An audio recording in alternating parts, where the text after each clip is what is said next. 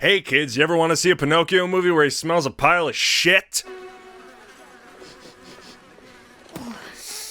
Well, hot damn, you got it! Yes, in another attempt for Disney to capture your nostalgia while inadvertently destroying it, they bring you the live-action remake of the 1940 classic Pinocchio, directed by Robert Zemeckis. And yes, Tom Hanks is on a boat in this movie. Shut up. You know, truthfully, I didn't want to watch this movie because I hold the original in such high regard because I watched it so much as a kid. But after I just finally gave in and watched it, I was like, okay, I have something to complain to people about for the next 2 days. There's a subplot that doesn't go anywhere and doesn't mean anything, where Geppetto is widowed, but also apparently has a son who died or something. I don't know about you, but does it have any bearing on the plot or character development?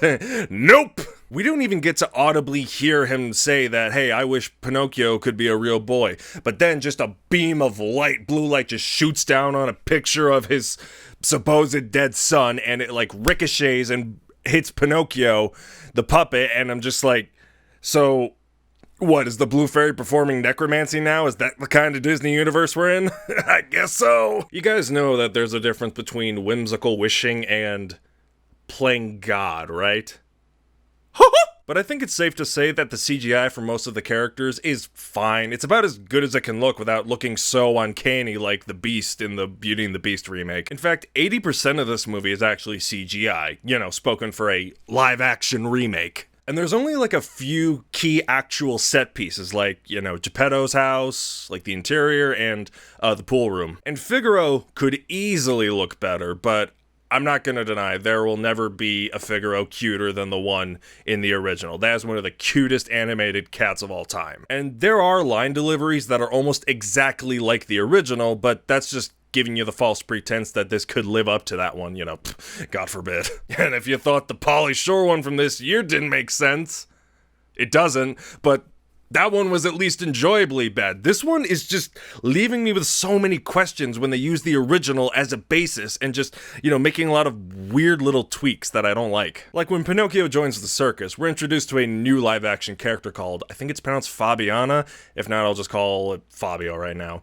And, you know, she doesn't really have that many lines in the movie, but when she does, it's usually her talking through her puppet named Sabina or something. And I'm like, why? I mean, I can only assume that it's a puppet that Pinocchio can actually talk to, but, you know, it's not always charming having characters in fiction that can only talk through puppets. She serves little to no purpose, wondering why she's even there at all. Like, are you supposed to make her the moral compass? Because isn't that what Jiminy is? They actually included a scene where you see Pinocchio actually going to school after being saved from Honest John.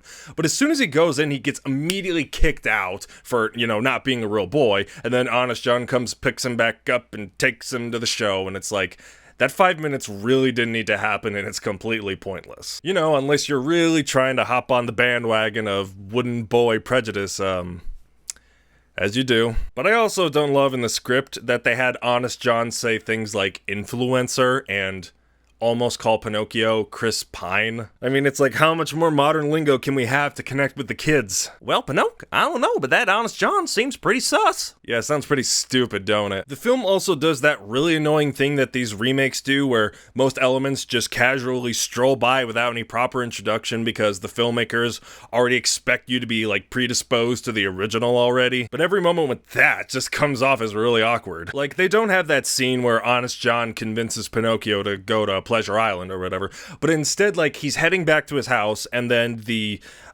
coachman, played by Luke Evans for some reason, just scoops him up as this carriage run by donkeys is just coming up like a friggin' bullet train, and just like, why, how, where?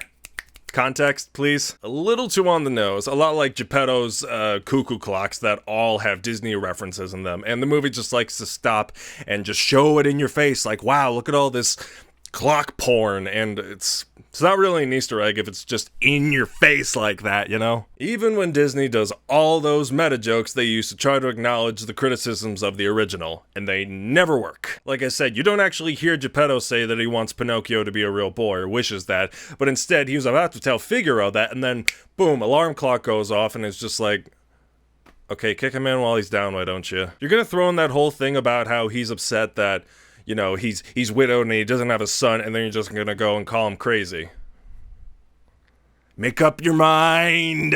And if you're gonna have a cuckoo clock going off for Geppetto, then put one for Fabio too, talking through puppets. Ain't cool. And you know, speaking of the Coachman, I absolutely lost my shit. The movie just completely lost me when this happened.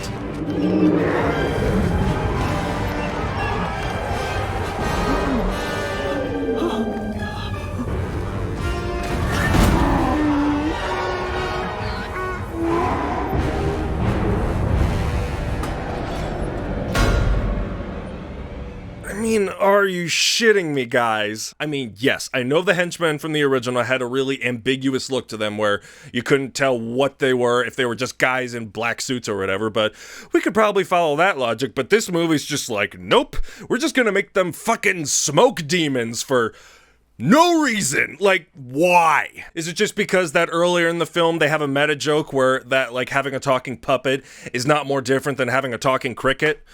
What, that just automatically means you can just throw shit at the wall and see what sticks? You just want to see how much more far-fetched you can make this universe? Why don't you just say that Goofy has a son but no wife because he killed her? How about he just killed her? The internet's been answering that plenty for me already. Honestly, what more can I say about this movie that hasn't already been said for every other live-action remake? These really serve no purpose, and very few of them have reasons to exist, and they're just completely soulless. And honestly, my words aren't enough. Because if you actually want to see this movie and know what I'm talking about, then, you know, go ahead and watch it, because this movie is just so bizarre and it just feels so wrong that I'd rather you watch it for yourself to just really understand.